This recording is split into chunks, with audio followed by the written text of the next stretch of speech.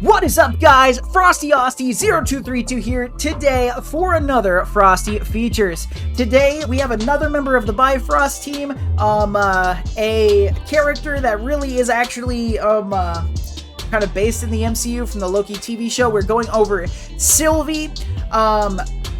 If you haven't been on a Frosty Features before, what this is a comic book background on the toons that you use in Marvel Strike Force. And, as I said, Sylvie is based heavily in the MCU, but what we're going to do is talk about her comic book roots, because they are quite thick and strong as far as roots are concerned for a character that actually does not exist in the comics. Let's dive in! According to Scopely, Loki Lofdottir is a variant of Loki, and in her timeline as a child, she used her growing mystical powers to disrupt the sacred timeline. The Time Variance Authority, T.V.A., kidnapped Loki and erased her reality, but she managed to escape before being judged. Adopting the name Sylvie, she evaded the T.V.A. for decades before joining forces with another Loki variant and confronting the creator of the sacred timeline. So, that is the description we are given by Scopely as to who Sylvie is. So, as a reminder, when we do Frosty Features, we stick to the Earth 616, Marvel 616 canon, the main continuity. This version, Loki Lofdottir, Laufey daughter, does not exist in Marvel comic books as of this recording date. Okay, so there are two versions of Loki that do pertain to Sylvie, and that's what we're talking about today. So, Sylvie. Name, Sylvie Lofdottir, Laufey daughter. So, what we see, Sylvie is in the MCU, so for comic book people, the way we look at it, the MCU is Marvel 19999, and Marvel 616 is your comic book storyline. So in Marvel 19999, we have Sylvie Lofdottir, who is a variant of Loki, Laufey's son, right?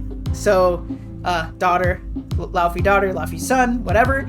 And there is a point in the comics where Loki becomes a female, and a lot of people refer to Loki at that point as Lady Loki, and then there is created a Sylvie Lushton, so who becomes Enchantress.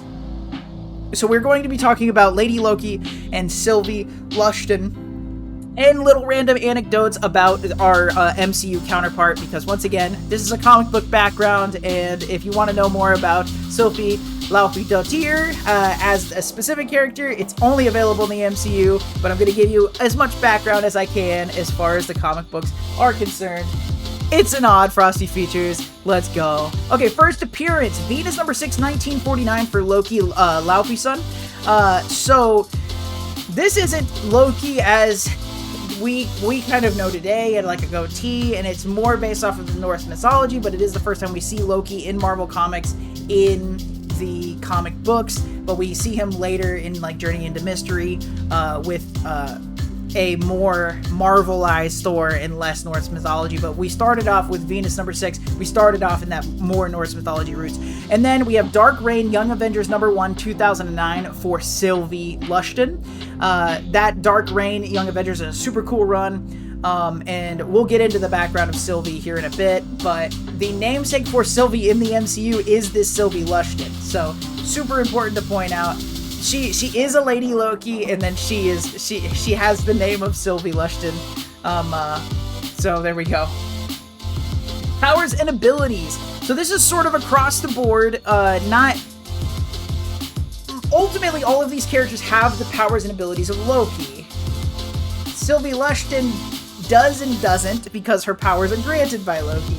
But, so the powers and abilities: Frost Giant, Physiology, Super Strength, Super Speed, etc. Not truly Asgardian, but Asgardian by adoption. Their main powers, all across the board, all three of the people we are technically talking about today, their powers are rooted in sorcery. And actually there is due to their Frost Giant physiology, we don't see it that much, but they also have a form of ice manipulation outside of that regular sorcery. back to the original appearance of Loki. The OG Loki in like Norse mythology and stuff actually would like degrade Odin for the use of magic and didn't use sorcery proper, which is another good example as to how that Loki's different than our regular Loki. But if you read through the canon, it kind of sticks there, so that's kind of where we're going from it.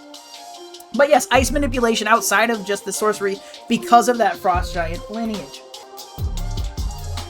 Aliases. So, in the MCU, before we find out Sylvie's name, she is referred to as the Devil.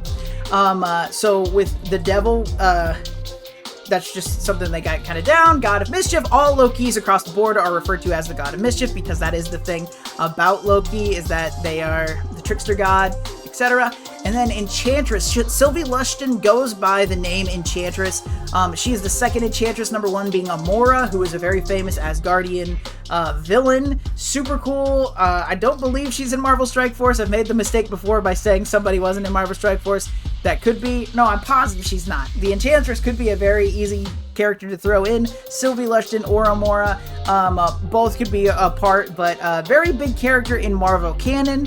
But yeah, so Enchantress is a really important one to kind of note. Affiliations, Masters of Evil, Illuminati, and Asgardians. So, the Sylvie Laufey-Dottir is sort of her own force in the MCU. Outside of that, all of Loki's affiliations, which are long, big list. Everyone at one point or another, heroes and villains, Strange Academy, Avengers, etc. But also Masters of Evil. The Sylvie Lushton is a part of the Illuminati with the Hood. We talked about in a previous Frosty feature, so definitely check that stuff out. And then, of course, the Asgardians. It's hard to ignore that. So once again, they are all frost giants. All the Lokis are frost giants, but adopted by Asgardians. And Sylvie Lushton is essentially a human. There's a debate on whether or not she's a human or some sort of like homunculi, just a creation of Loki from scratch. So I call it homunculi. It's not used in the comics, but she is convinced that she's Asgardian, but she's not technically Asgardian. So all of them are fake Asgardians, all three of them. So yeah. Who died?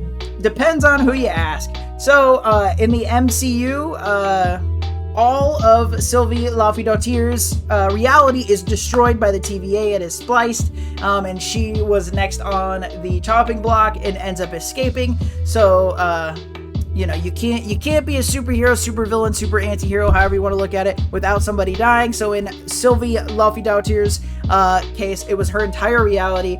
The 616 Sylvie, her past, dies because she finds out later that her she might have been created by Loki, but she's not sure. So all of the stuff that she remembers might not have ever happened, and she never had a past. And in the regular 616 Loki Laufey son, there's the situation. There's a lot of time traveling that goes on with Loki, oddly enough, outside of the MCU show. But there's a lot of time traveling, and there is a situation where Odin fights Laufey and leaves him for dead, and Loki follows up on the battlefield and kills his own father, therefore cementing the fact that he is powerful, and Odin ends up adopting him. So, yes. So, once again, you can't be a superhero, supervillain without somebody dying. Background: adopted frost giant. That's two of the three people we're talking about today. Adopted frost giants, absolutely. Or a creation of Loki, that being Sylvie Lushton. So, we've covered the background pretty fully up until here. That's who they are as people. There we are.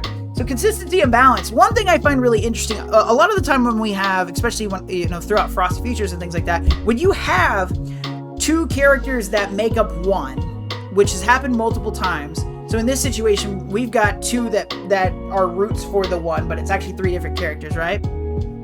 So with Midnight just said God of Stories. God of Stories, yeah, God of Stories is a later timeline, but that's with male Loki, so I didn't include it. Sorry. But yeah, so we have three people who are by all rights, three completely different people, more or less different variants of each other, one being a creation of the other, but their stories are also similar and line up so well, and their powers balance each other out really well, where as if you go back and you, let's say you watch Frosty Features Nemesis, and the difference between a Holocaust, Nemesis, and Genocide, they're all the same character, but with different names, or, they're from a different reality. There's vast differences in between who they are that are like a kind of a branch off. These are essentially three different people that are exactly the same, with very small deviations. And I think that's really interesting. Very unique thus far in Frosty Features as a character. So I appreciate the build of Sylvie in the MCU because of that. Gender fluid. So here's the other thing. Once we get to a point where we'll talk about how Loki becomes Lady Loki, but essentially after he becomes Lady Loki, she becomes back to regular Loki, but then it is pointed out that Loki kind of goes back and forth because Loki is 100% like holistically gender fluid, in a very physical, transformative way. So, I thought it was just a really interesting thing that nowadays in the comics, it's just sort of a toss-up which Loki you get. Granted, due to Tom Hiddleston's Loki performance being so influential on comics and comic book readers, we typically see the male Loki because we are playing with his likeness, essentially. All right, relationships. So Laufey is the actual father of Loki, so both versions, Sylvie included. Loki as a variant, the 616 variant, and all variants of Loki. Odin and Freya adopted parents, even with Sylvie. It's all the same. Thor adopted brother, and Bylister and Helbindi are brothers. Those are Laufey's children. Both were killed. So because of the realities being the same up to a certain point, all of that is still true for Sylvie. All of the same relationships. After that, though, when Sylvie escapes the TVA and such, she isolates herself and kind of runs off with that. So there it is. So next up, notable events. Now we talk about the things we talk about. So, Ragnarok Reborn is what I called it, but Ragnarok. So, when we first see what we're looking at as far as notable events are when we see Lady Loki come into existence and when we see Sylvie coming into existence, due to the fact that Sylvie Laufey does not exist in the comic books, right? So we're going to talk about where these bases come from. So Ragnarok is the base of Lady Loki. We've talked about Ragnarok a few times. We talked about it in Frosty Features Beta Ray Bill. We've talked about it in Frosty Features in Thor Infinity War. This is one part of Ragnarok that I haven't spoken about. So this is a great time to bring it up. So with Ragnarok, what Ragnarok is, it is not a single event in Marvel continuity, right? What Ragnarok is the death and rebirth of Asgard. Asgard is always destined to be destroyed, and it's always by a Loki leading Asgardians against Asgard, and it gets destroyed, and then it is slowly reborn, right? In the particular Ragnarok that we get in the last 10 years that we've seen, what happens is there's a prophecy that Loki would bring the end of Asgard by leading them against themselves. That happens reoccurring, and Thor finds out Thor gets banished, right? And so in every version of Ragnarok, Thor is there. In the situation, Thor is not there, and he kind of sees it from the outside, and by kind of exploring into the tree of Yggdrasil, he is exploring, and he finds out that this cycle is going on. He becomes aware of the cycle, and there are these characters that are referred to as the ones above the shadow, and these are essentially these more or less Norse type gods that they feed on the power of Ragnarok and the death of Asgard. They feed on that residual energy, and that with that power, they feed the cycle, right? So with that, Thor's like, I'm not going to let you destroy Asgard anymore. I'm going to kill you all. And they're like, you better not kill us. That's not the move. And Thor was like, I'm pretty sure that's the move, and he kills the ones above the shadow, and then in doing so, all of Asgard is wiped out. Everybody dies, everybody disappears, whatever, and Thor gets knocked into a deep, deep, deep sleep. And so after he finally awakes from the sleep, this has ended the Ragnarok cycle. So we theoretically, I'm sure eventually we'll have another Ragnarok, but we theoretically won't have another one because of the death of these people. Who knows? But so the Asgardians start being reborn, and Thor, waking up from his deep sleep, he moves to go and find all of the Asgardians that are being reborn so he can rebuild Asgard. This is kind of where we see Asgard first go to like Oklahoma, and you get like New Asgard or Asgardia. So he starts looking for people, and one of the first people he runs into is he finds his half-brother Balder. Oh, he talked about that in Thor Infinity War Frosty Future, but his half-brother Balder is one of the first people he finds, and they're kind of working together to find all these people. And Balder runs into Lady Loki, who has to prove herself. Also, one thing I find really interesting, Sylvie very iconically has this crown with the broken the horns, but one of them's broken. It actually started off with this version of Loki in 2009. So this pulled directly from Lady Loki as part of Sylvie's iconic look. So one of the big reasons I wanted to bring that up. But so Lady Loki, with all of the Asgardians being reborn, Loki is reborn into Lady Sif's body. So Lady Sif being the in the game on the Asgardian team, Lady Sif being a love interest of Thor, Beta Ray Bill, etc. So Loki is reborn into Sif's body and starts off this way as Lady Loki, but has all the powers, etc. of Loki.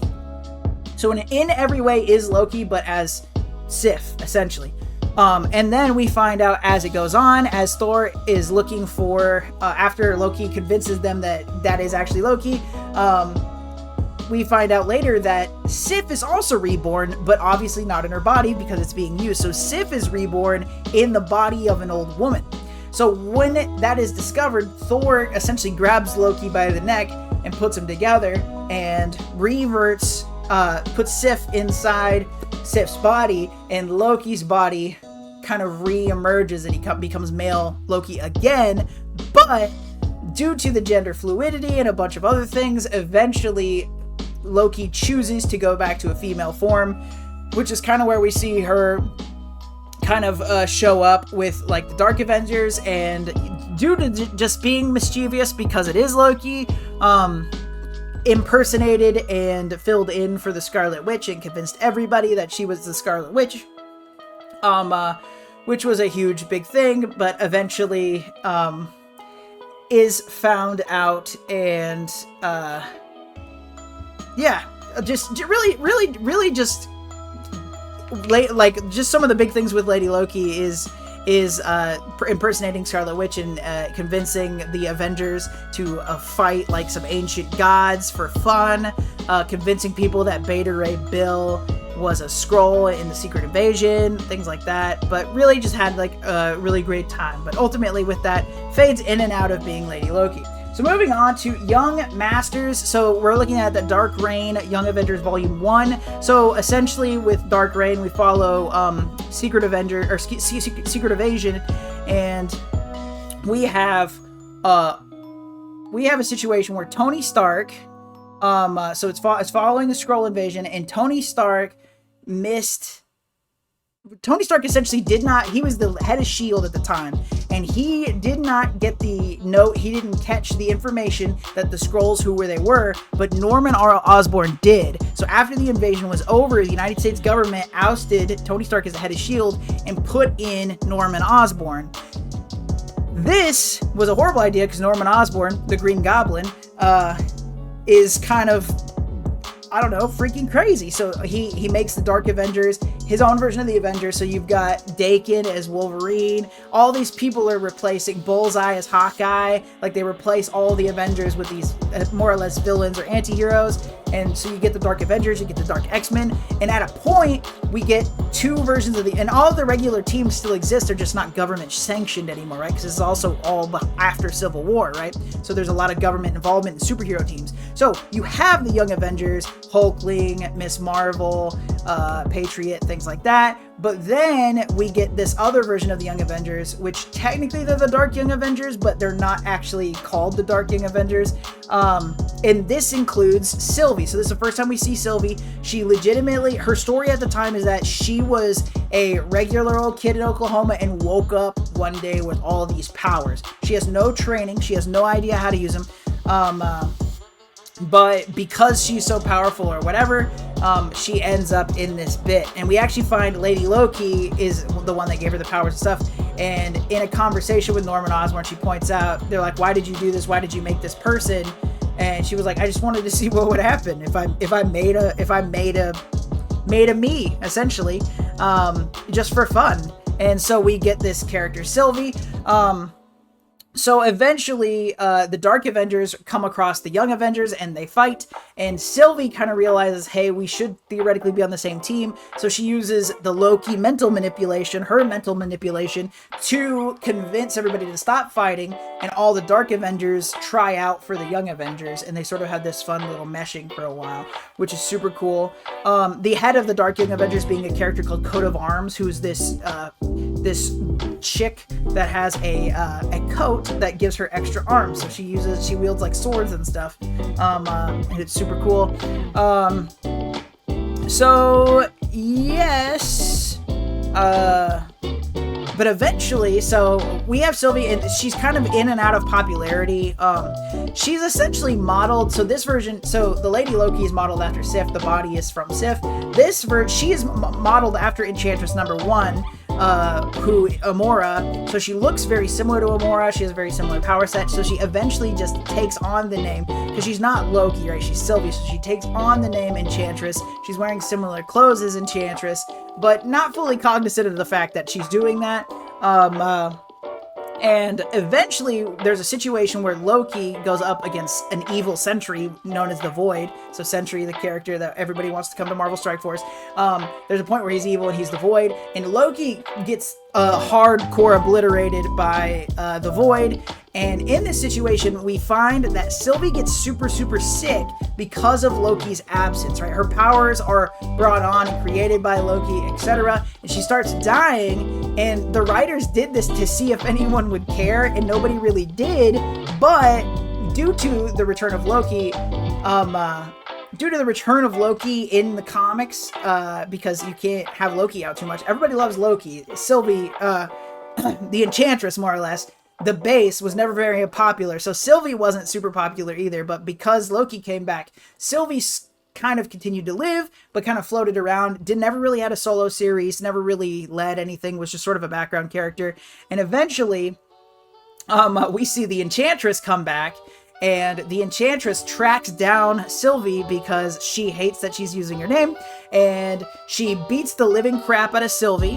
And to put this in perspective, Sylvie's not weak, and we'll talk about this in a second when we get to power level, but Sylvie Lushton is extremely powerful, and this also puts into perspective how powerful Loki can be.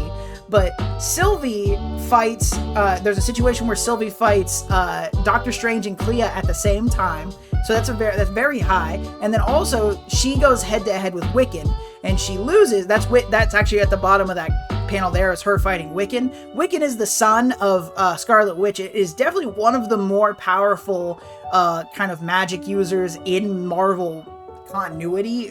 Maybe not quite as strong as Scarlet Witch, but close. And Scarlet Witch being heavily cemented in that universal, multiversal level.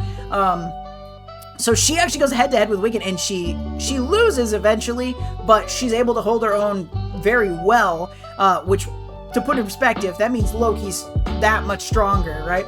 But so Amora comes up, and she's like, yo, you don't deserve to take my name. I'm Enchantress, not you. And Sylvie's like, I'm sorry. And Amora's like, I don't really give a shit if you're sorry. Take these hands. And beats the living crap out of Sylvie. And then she, instead of killing Sylvie though, she takes Sylvie and banishes her to a random dimension where she has to kind of work her way back from, and if she ever gets back, she will prove that she is worthy of the name Enchantress. As of this recording date, that's never happened. Sylvie has disappeared and never came back in the comics. Now, since then, we've gotten Sylvie, Laufey Dotier, who we're more or less actually talking about today in the MCU, who has shown up, and maybe they could tie that in because that Sylvie in the 616 was thrown to a different dimension, so she could have went to 19999. But there's no way to tell right now. Maybe Loki season 2 will come up. I highly doubt that they will actually address that. But it could be a very easy tie into comics, and everyone would accept it, and it would be really cool. But alas. We don't like tying into the comics of the MCU. We like to just rewrite everything. I'm not mad. Moving on. Marvel Strike Force doesn't care about power level, but here on Frosty Features, I do. So, the way this works, if you are a multiversal threat, that means you are a threat to all of reality, not just as you know it, but as everyone knows it. You can end the multiverse on your own. Right? Universal means you can end your reality, maybe hop on over to another reality and end that one, but you can't take down the entire thing.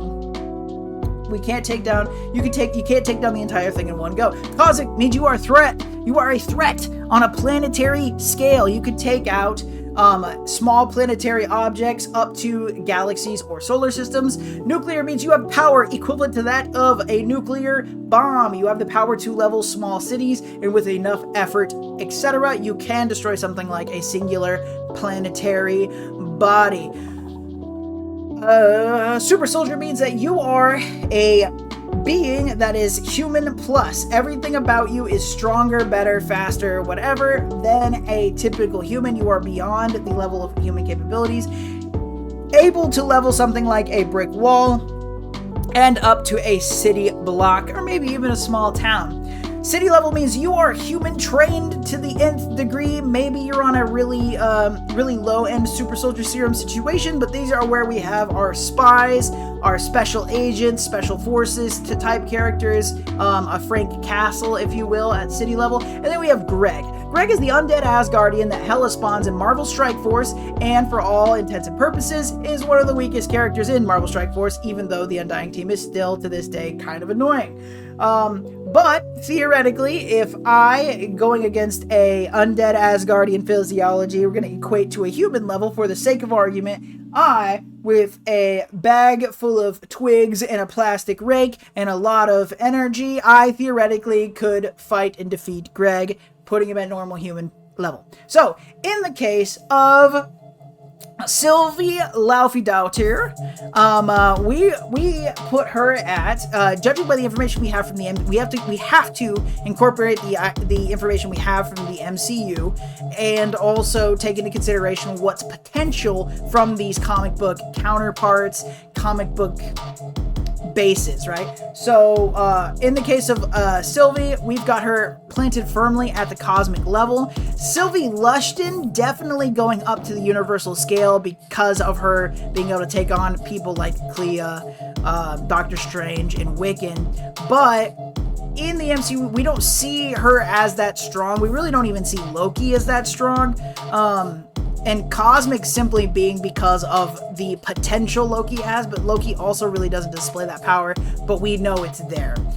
So definitely, as of right now, Sylvie Laufey Dotier, probably in the cosmic level. Definitely a threat, but not one of the end-all, be-all characters of the MCU or Marvel. And when it comes to, according to Scopely, there's really nothing I can do because they describe the MCU version very well, but on this channel on Frosty Features, we refer to that as a cop-out. Comic book cop-out. We used a character straight up from the MCU, and that's becoming very popular in Marvel Strike Force. We recently had a Miss Marvel Hard Light announced, which also is going to be MCU-specific Kamala Khan.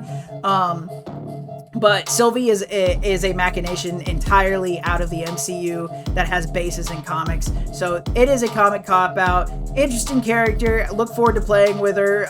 Bifrost team is pretty cool, but that is what it is. So I hope you all enjoyed it. That was Frosty Features Sylvie. Please be sure to like, share, and subscribe. It helps the channel out a whole bunch, and it doesn't cost you anything but a couple of clicks. And as a reminder, I stream on Twitch on Sundays at 8 a.m. Central Standard Time at the link above. Please give me a follow there. Once again, just a couple of clicks and you can help the channel so much.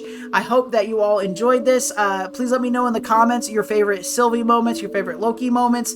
That would be really cool to hear, or if I got anything wrong or mixed up. And I hope that you all have a fantastic weekend. Most importantly, y'all, stay cool.